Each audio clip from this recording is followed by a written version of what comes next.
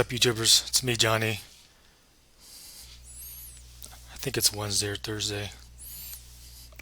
Um, a little bit of rain here where I'm at. I think it stopped for at least for right now. This is the time of year I think when we get more rain. Although 2 or 3 years ago in Shayla we weren't getting too much rain, but it seems like this year we're getting more rain.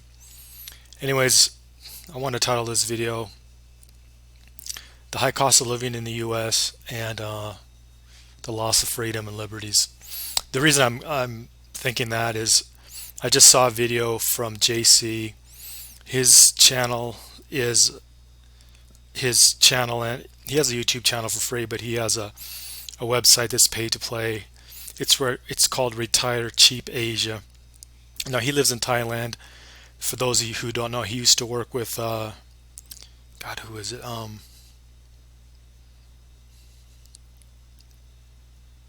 Oh, name's not coming to me.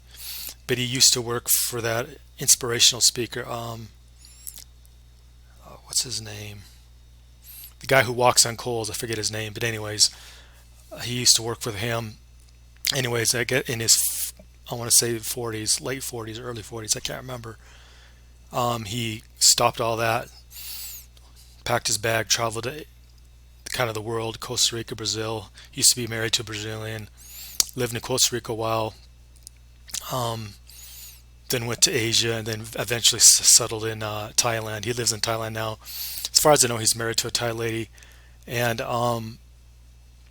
he, previous to COVID, traveled all over Asia, making videos on the different places you could live, like Vietnam, Cambodia, to name a few, and of course Thailand, and kind of Vietnam, contrasting them all to how it's different or the same or similar from cost of living to cultural things and things like that. Anyways, his channel is Retire Cheap Asia.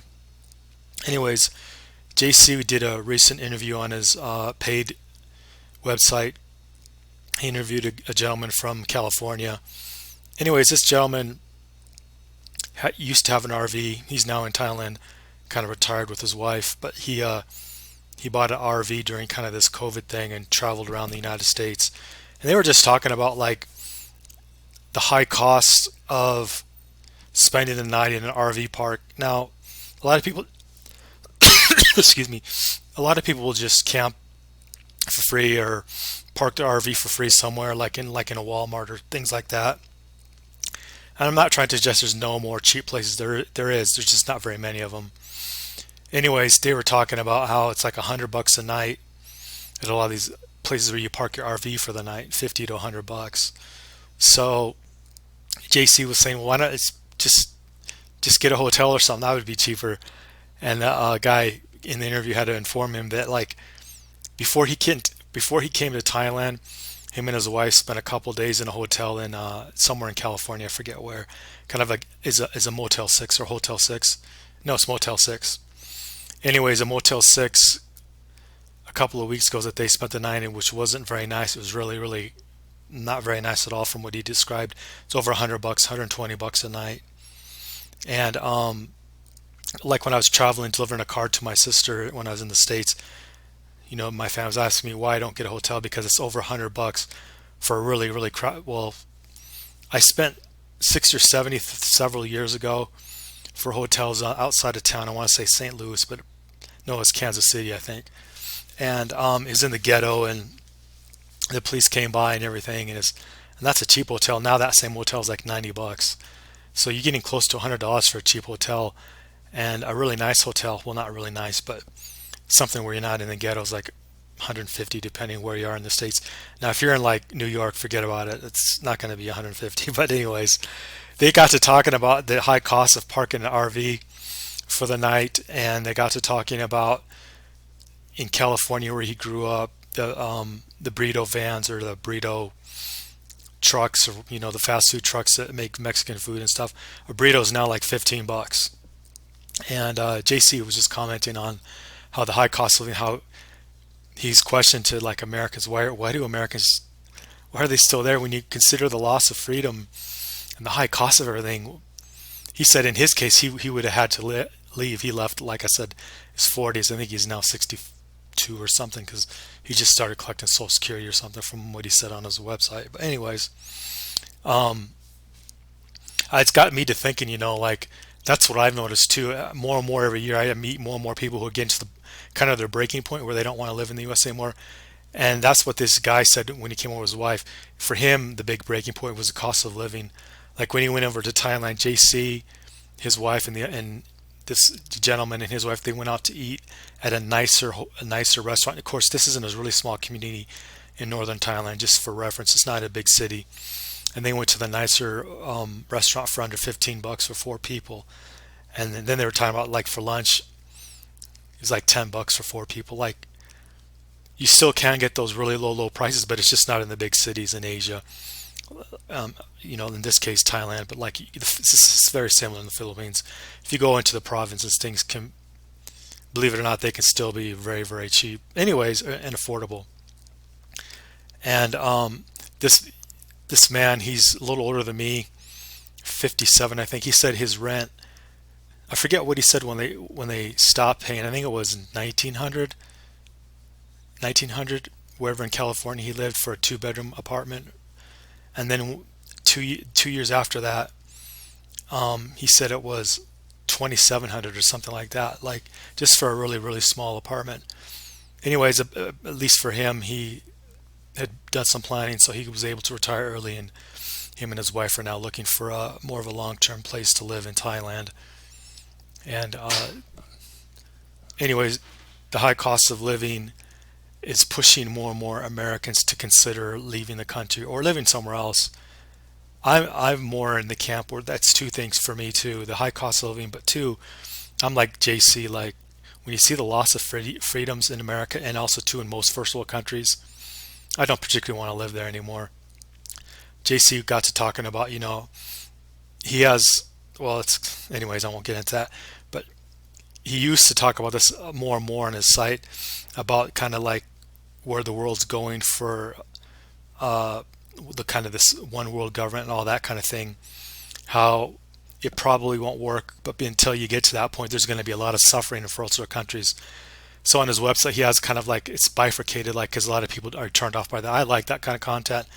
So, he's got like another part of the website where he talks about that and outlines stuff like that. So that's kind of cool too. I like that. But we're getting closer and closer to where, like, according to JC, I was kind of surprised. He's fairly conventional. I'm more libertarian. He's a little bit kind of the opposite of that, or not as libertarian as me. But he's of the opinion that right now is probably one of the last times you can easily, not easily, but at least for right now, leave if you don't have a vaccine card and or that kind of stuff, and get on a plane and go to Asia or go to Latin America. Of course, he's in Asia. He prefers Asia.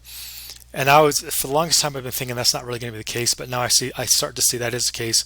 When people like fairly conventional people like JC start thinking, well, now I remember Tony Robbins, who he used to work for, Tony Robbins. Like, I don't know why, just I couldn't think of it. But when those guys start talking about stuff like that, and then when they get so much pushback on their videos, something's probably up. Anyways, according to JC, he thinks this is going to be one of the last times where it's not going to be too expensive or hard to leave the U.S. There's probably going to be some other lockdown.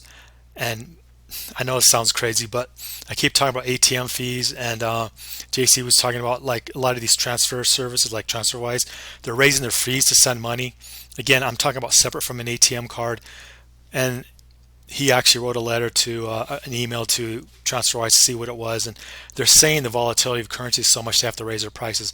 I don't know if that's the case. That's probably the case. I don't want to be too paranoid, but I think with a lot of these fees, banks are now raising their fees to cover the high cost of living, or what they perceive the cost to readjust to this new economy. In my opinion, that's what they're doing. I think that's what they're doing, and that's going to make it harder and harder for people to be expats and to leave. Again, in my opinion, also too, it could be behind the scenes. The banks are trying to put pressure, or pardon me, the government's trying to put pressure on the banks to. Oh man, I just can't.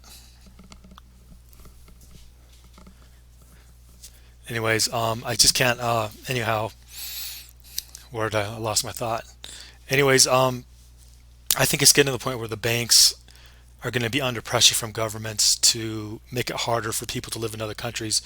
Because if you pay any attention with all the protests in Europe over the food and gas and the farmers and the protesting in Sri Lanka, and again, from Africa to Europe to Asia, there's Bangladesh, there's just too many countries to mention. This is all coming to a point where the government's going to have to put pressure on banks to shut people out of their accounts so they can't leave, they can't protest, they can't do anything. So I'm kind of with JC in that this is probably your last chance to cheaply and affordably go to where you want to go. I think you always be able to go. It's just going to cost you more in time and money because the governments and the banks are going to they're going to make it very difficult for you to remove your wealth or your Social Security check or whatever. Like now you could just deposit your Social Security check into your bank account, just use your ATM card and live wherever you want to go. I think that's going to get more and more difficult, but we'll have to we'll have to wait and see what's going to happen because we're already now at the point, like JC was talking to this guy in the interview, because he's talking about one of his friends in Portland, Oregon, where there's so many homeless people in Portland. There's so much drug use. There's just so much pollution from people pooping in the streets and littering and all that. This is just in Portland. They were talking about that. Like, why do people even want to live in a place like that? I'm with JC. Why? I don't know. But in Latin America and Asia, it's just not that bad yet. So I would just prefer to live where things are cleaner, the cost of living is lower, people are culturally more respectful to each other, where you just see in the United States and parts of Europe that's just not the case as much anymore. Especially in the United States, people eat each other's throats over politics. They can't get along. They don't want to help each other out. I personally think that's just going to get worse and worse and worse, which is going to drive more and more people to low cost of living areas within the U.S. And again, if you're on Twitter, you're seeing the trend where like more and more conservative type Republicans moving to Texas and Florida are now saying they just want the hell out completely. They just want to leave. I was wondering how long it'd take them to figure that kind of out, that as long as you're still in the U.S., you're still going to be taken advantage of from a tax point of view and also in other ways. So anyways, that's it for tonight. I think I'm just curious what the cost of living is like if for you, for those of you still in the States, because like when I was visiting my sister, I just could not believe how much things that used to cost 5 or 10 are like 15 to 20 just for like a small amount of food in the US.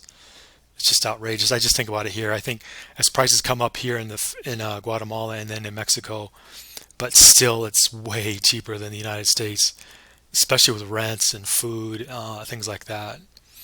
And anyways, just leave a comment what you think is going on, how much longer we have to move our resources and our capital out of the US into other places, and things like that. Have a good evening wherever you are. Like, share, subscribe, leave a comment.